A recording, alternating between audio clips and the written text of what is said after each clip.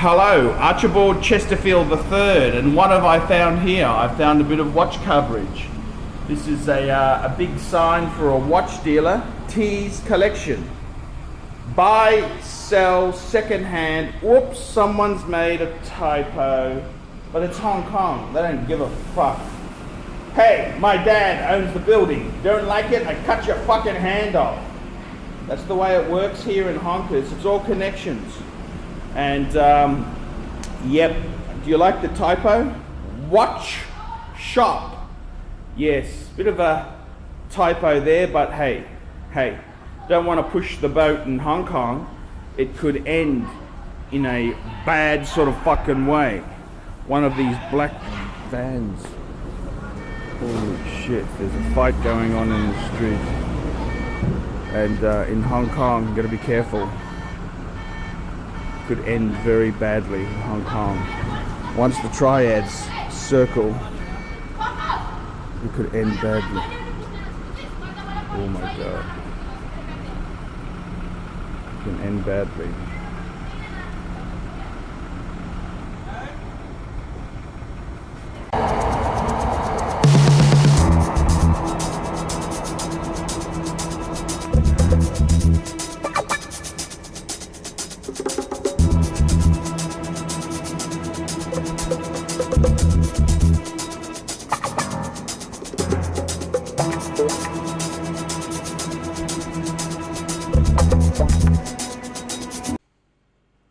Buying watches in Hong Kong is easy. There are shops packed to the brim. Take a look at this grey market dealer in Hong Kong. Look at this. Have you ever seen such a selection of luxury timepieces?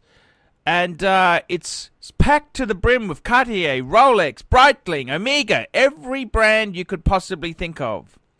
And it gets even better. You go to the international airport and the Rolex boutique in Hong Kong is outstanding. This here is the gateway to China and to the rest of Asia. Rolex in Hong Kong is probably the most impressive boutique in the world. And the Asians really do love their watches. The question is, of course, can you honestly make any money out of it? And whilst there's heaps of watches on display, I discovered that they're actually quite expensive. The second-hand dealers are asking quite high money. They may be packed to the rafters with watches, but there ain't no bargains in Hong Kong. That's right, fuckers. The sad truth is, a lot of these watches for sale here, you're going to get a better deal in the good old US of A. That's right, fuckers. The good old US of A. And the best thing you can do, if you are out there in Hong Kong and you get caught up in watch buying disease, the parasitic leech of life, well, the best thing you can do is to check on Chrono 24. Check it out, guys, on Chrono 24. Hong Kong International Airport also has other brands that you could imagine. It's not just Rolex with a huge boutique. No, fuckers. There's huge designer label stores. Huge Chanel store. Equally as impressive as the Rolex boutique. There's many brands, including American brands like Tiffany & Co.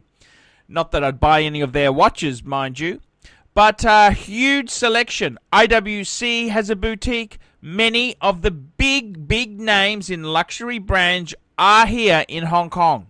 Hong Kong is the gateway to China. These Chinese people who've been making all our appliances for the last 20, 30 years, well, they're cashed up. And Hong Kong International Airport is the result of this. Take a look at this wonderful selection of duty-free merchandise. Huge Cartier boutique right in the middle of the airport. And there's also DFS has got a huge display there. They've got the Galleria. That's right. They're a upper mid-tier brand in the retail sphere. Heaps and heaps of items available for sale. Wristwatches themselves, the boutique selection in Hong Kong is amazing. However, prices are actually quite high. You'd be better off buying in America, my friend. You'd be better off buying in America. Haggling like a bitch. This is the answer to your question. Is Hong Kong a bargain? No, it's not. No, it's not. Hong Kong is no longer the bargain. There is no longer the bargains that tourists went there years ago to scoop up luxury deals on cameras, watches. What's happened is a lot of the taxes on these goods has been reduced. In Australia, cameras and watches used to attract 30% sales tax. Now, these rates have come down, and with that has been increased competition. So, Hong Kong is a great place to look at watches, see a lot of watches, see pre-owned watches, but as far as buying pieces go, I gotta be completely honest with you. You can very easily get sucked into paying over retail prices. There are some fantastic boutiques, and the ArchieLuxury boutique in Hong Kong International Airport is amazing. It's a fantastic boutique, fantastic range of ArchieLuxury pieces, reversos, master controls, master compressors. It's all on display.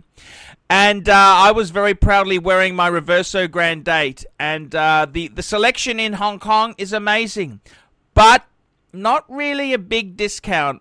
I didn't haggle because I wasn't in a place to. I don't buy new, but the sentiment is the discount is small, and that's sort of the problem. It's not huge discounting because at the end of the day, price is everything. Service doesn't matter.